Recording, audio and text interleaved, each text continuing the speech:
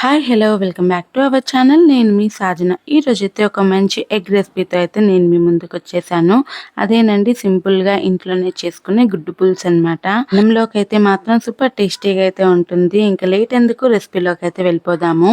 ముందుగా అయితే ఇక్కడ నేను గుడ్లను అయితే ఉడికించి తీసేసుకున్నానండి. ఆల్రెడీ ఒక 6 గుడ్లను అయితే ఇలా ఉడికించుకున్నాను. ఆ తర్వాత వాటి మీద అయితే ఇలా ఘాట్లు పెట్టేశాను అనమాట. ఇలా ఘాట్లు పెట్టడం వల్ల ఏంటంటే మనము ఉడికించుకునేటప్పుడు అయితే అందులోకి ఆ జ్యూస్ కూడా వెళ్ళి మంచిగా ఉంటుందన్నమాట. టేస్ట్ కూడా ఏదో పచ్చి పచ్చి అంటే నార్మల్‌గా బాయిల్డ్ ఎగ్ తిన్నట్టు కాకుండా.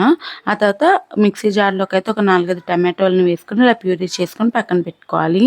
తర్వాత అయితే చింతపండుని కూడా ఒక అరగంట పాటు నానబెట్టేసుకొని ఇలా రసం తీసి పక్కన పెట్టుకోవాలి. తర్వాత కడాయిలోకి 1.5 స్పూన్ దాకా అయితే ఆయిల్ వేసేసుకొని అందులోకి అయితే కరివేపాకు, అలానే సన్నగా తరిగి పెట్టుకున్న ఉల్లిపాయలు, అలానే పచ్చిమిర్చిని కూడా వేసేసుకొని మంచిగా అయితే ఫ్రై చేసుకోవాలి. ఇలా కొద్దిసేపు ఫ్రై చేసుకున్నాకైతే దంచిన వెల్లుల్లిని కూడా వేసుకొని ఒకసారి బాగా ఫ్రై చేసేసుకోవాలి.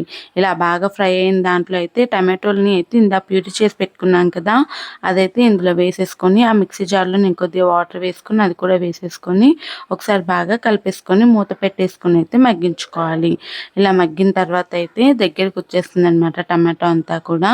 ఇంకప్పుడు 1/2 టేబుల్ స్పూన్ దాకా పసుపు, మీ కారానికి తగ్గట్టు కారం, అలానే కొద్దిగా మీ రుచికి తగ్గట్టు సాల్ట్, అలానే కొద్దిగా జీలకర్ర పొడి, ధనియాల పొడి, అలానే మీకు నచ్చితే గరం మసాలా వేసుకోవచ్చు. గరం మసాలా ప్లేస్‌లో చికెన్ మసాలా వేసుకోవచ్చు, బాగుంటుంది. ఇంకా అవన్నీ వేసేసుకొని ఒకసారి బాగా కలిపేసుకోవాలి. స్పైసెస్ అంతా కూడా పట్టేంత వరకు.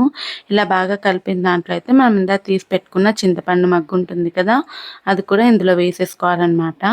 ఒకసారి కలిపేసుకున్నాక ఇంకొద్దిగా వాటర్ వేసేసుకొని ఆ వాటర్ని కూడా వేసుకున్నామంటే కొద్దిగా మన కన్సిస్టెన్సీ కూడా మంచిగా ఉంటుందన్నమాట.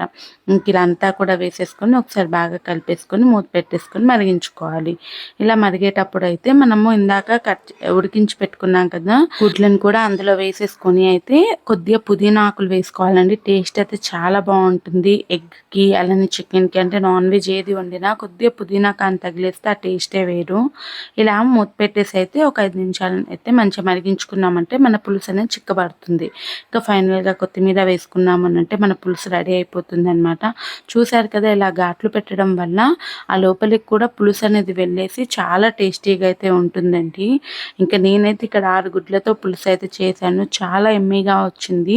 ఒకసారి మీరు ట్రై చేయండి. అలానే ఈ రెసిపీ మీకు నచ్చితే మీ ఫ్రెండ్స్ అండ్ రిలేటివ్స్తో షేర్ చేసేసుకోండి. ఒక్కసారి నా స్టైల్లో ఈ పులుసు కర్రీ అయితే చేయడం మాత్రం అస్సలు మర్చిపోకండి.